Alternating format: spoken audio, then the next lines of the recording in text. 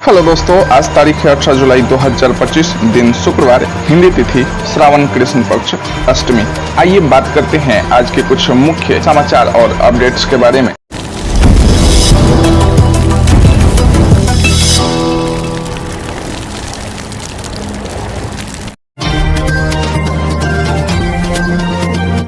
बिहार में दाखिल खारिज को लेकर अब एक नया अपडेट सामने आया है। इसमें अधिग्रहित सरकारी जमीन का दस्तावेज अधूरा रहने पर भी इसका दाखिल खारिज हो सकेगा। इसका उद्देश्य अधिग्रहित जमीन पर दोबारा मुआवजा संबंधी विवाद की समस्या का समाधान करना है। इस संबंध में राजस्व एवं भूमि सुधार विभाग ने त्वरित गति से सरकारी जमीनों का दाखिल खारिज करने का संबंधित अधिकारियों को निर्देश दिया है। इसे लेकर विभाग के उपर मुख्य सचिव दीपक कुमार सिंह ने सभी उपर मुख्य सचिव, प्रधान सचिव, सभी प्रमंडलीय आयुक्त सहित सभी समाहर्तों को पत्र लिखा है। बिहार में जल्द शुरू होगी खनिज ब्लॉकों की नीलामी, उप मुख्यमंत्री ने दिया निर्देश। हालांकि बिहार में खनिज ब्लॉकों की लंबित नीलामी का काम जल्द से जल्द शुरू किया जाएगा। बुधवार को उप मुख्यमंत्री विजय कुमार सिन्हा ने खान एवं भूतत्व विभाग की समीक्षा बैठक में यह निर्देश दिया है। उप मुख्यमंत्री ने कहा है कि जहां अभी तक खनिज ब्लॉकों की नीलामी नहीं हो सकी है, वहां जरूरी प्रक्रिया पूरी करते हुए जल्द से जल्द कार्रवाई शुरू की जाए।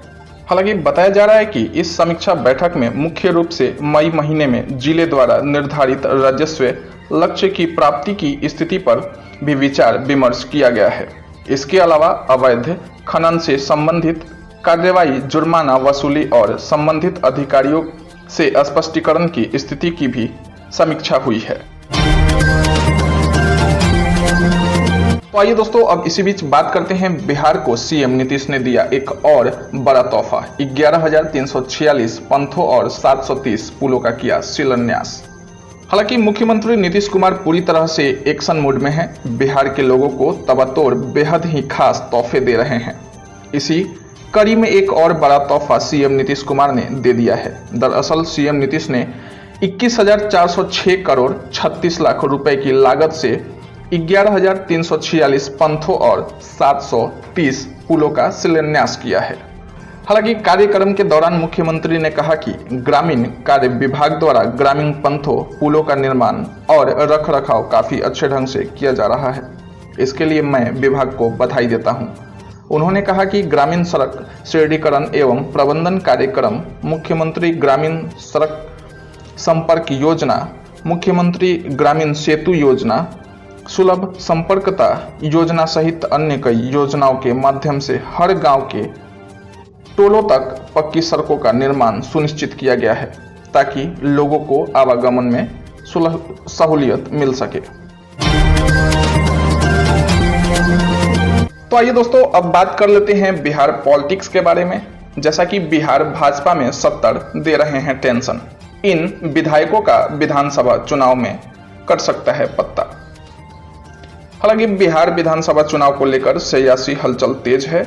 सीट शेयरिंग उम्मीदवारों की घोषणा को लेकर खींचातानी तो है ही, साथ ही अब युवा आबादी वाले राज्य में युवाओं को आगे बढ़ाने के लिए भी बड़ी तैयारी चल रही है। एक ओर जहां नेता प्रतिपक्ष तेजस्वी यादव युवाओं को आगे करते नजर आते हैं, वहीं अब भाजपा के अंदर भी युवाओं को मौका देने और युवाओं को आगे लाने की बड़ी तैयारी चल रही है।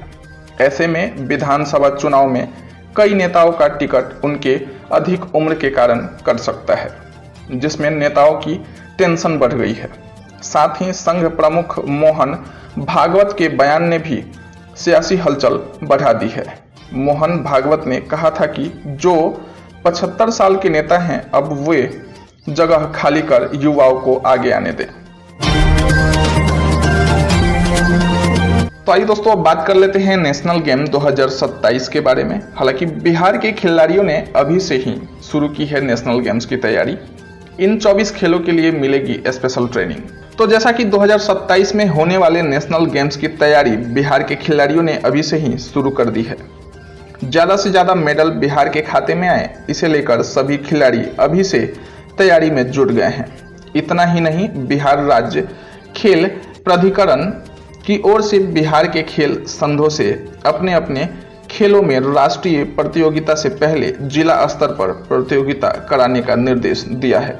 ऐसा होने से उन खिलाड़ियों को नेशनल गेम्स से 1 महीना पहले नेशनल कैंप में ट्रेनिंग दी जा सकेगी। तो आइए दोस्तों, अब बात कर लेते हैं। सीएम नीतीश कुमार ने अचानक बुलाई कैबिनेट की बैठक, दे सकते हैं बड़े सौगात। हालांकि मुख्यमंत्री नीतीश कुमार ने 2 दिनों के अंदर एक बार फिर से कैबिनेट की बैठक बुलाई है।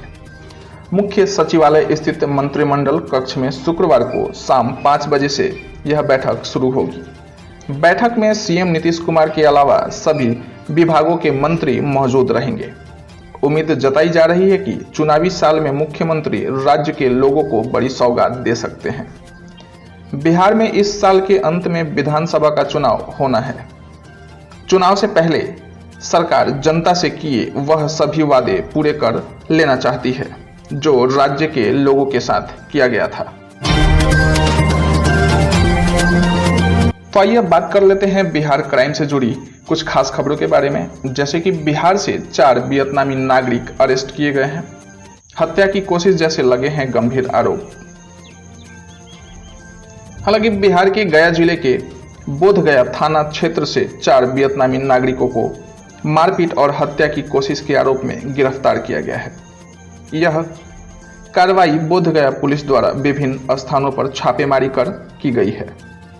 गिरफ्तार किए गए चारों आरोपी वियतनाम के अलग अलग इलाकों के निवासी हैं, जो फिलहाल बोधगया में रह रहे थे।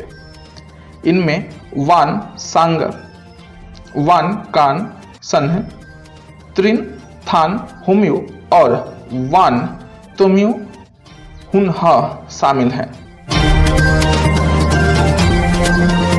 हालांकि दोस्तों, एक खबर ऐसी भी आ रही है कि सुपर 30 वाले आनंद कुमार के भाई राजद में शामिल हो चुके हैं। तेजस्वी यादव ने दिलाई है सदस्यता। बताया जा रहा है कि बिहार में आगामी विधानसभा चुनाव से पहले शिक्षा के क्षेत्र में क्रांति लाने वाले सुपर 30 के संस्थापक आनंद कुमार के भाई प्रणव कुमार ने राष्ट्रीय जनता दल यानी कि राजद का दामन थाम लिया है। राजद नेता और बिहार विधानसभा में विपक्ष के नेता तेजस्वी यादव ने प्रणव कुमार को पार्टी की सदस्यता दिलाई है। प्रणव कुमार के राजद में शामिल होने से पार्टी को नई ताकत मिलने की उम्मीद है। प्रणव कुमार पटना की किसी विधानसभा सीट से राजद के टिकट पर चुनाव लड़ सकते हैं।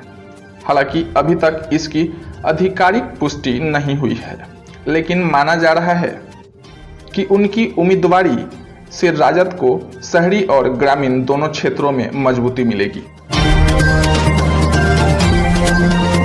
नीतीश कुमार ने गिराया विपक्ष पर ठनका। तेजस्वी यादव के कई मुद्दे एक के बाद एक झुलसे। हालांकि दोस्तों, नीतीश कुमार ने फ्री बिजली की घोषणा कर विपक्ष पर एक प्रकार से राजनीतिक ठनका गिरा दिया है। नीतीश कुमार के इस ऐलान से तेजस्वी यादव के कई मुद्दे झुलस गए हैं। हाल के दिनों में नीतीश कुमार ने कई ऐसी घोषणाएं की हैं जिससे लगता है कि बिहार में उनकी सरकार ने जैसे ठान ही लिया है कि तेजस्वी यादव जो भी वादा बिहार की जनता से करेंगे उसे हम चुनाव से पहले ही पूरा करेंगे। युवा आयोग के साथ साथ मुफ्त बिजली के मुद्दों पर भी नीतीश सरकार ने डाका डाल दिया है। हालांकि बिहार सरकार ने चुनाव से पहले ही 125 यूनिट बिजली फ्री देने की घोषणा कर दी है। इसे लेकर ऊर्जा विभाग ने बाकायदा एक प्रस्ताव बनाकर वित्त विभाग को भी भेजा है। ऊर्जा विभाग से इसका प्रस्ताव तैयार किया है, जिसे वित्त विभाग ने अपनी सहमति दे दी है। राज्य मंत्रिपरिषद से स्वीकृत के बाद यह योजना प्रभाव में आ जाएगी। वैसे मुख्यमंत्री के सोशल अकाउंट से इसकी विविधता घोषणा कर दी गई है। तो आइए अब बात कर लेते हैं कि मुजफ्फरपुर में 10 थानों को मिले हैं नए थानेदार। हालांकि मुजफ्फरपुर जिले के 10 थानों में नए थानाध्यक्षों की तैनाती हुई है। इसका आदेश वरीय पुलिस अधीक्षक सुशील कुमार ने जारी किया है। लिस्ट के मुताबिक इंस्पेक्टर रविकांत पाठक को काटी थानाध्यक्ष, इंस्पेक्टर सुनील कुमार को साहेबगंज, इंस्पेक्टर राम इकबाल प्रसाद को मीनापुर का थानाध्यक्ष नियुक्त किया गया है। जबकि इंस्पेक्टर मनोज कुमार शाह को देवरिया, दरोगा पंकज कुमार को कटरा, दरोगा रोशन कुमार मिश्रा को जजुआर, दरोगा पुनीत कुमार को कुठनी व दरोगा चंदन कुमार को पारू का थानाध्यक्ष बनाया गया है।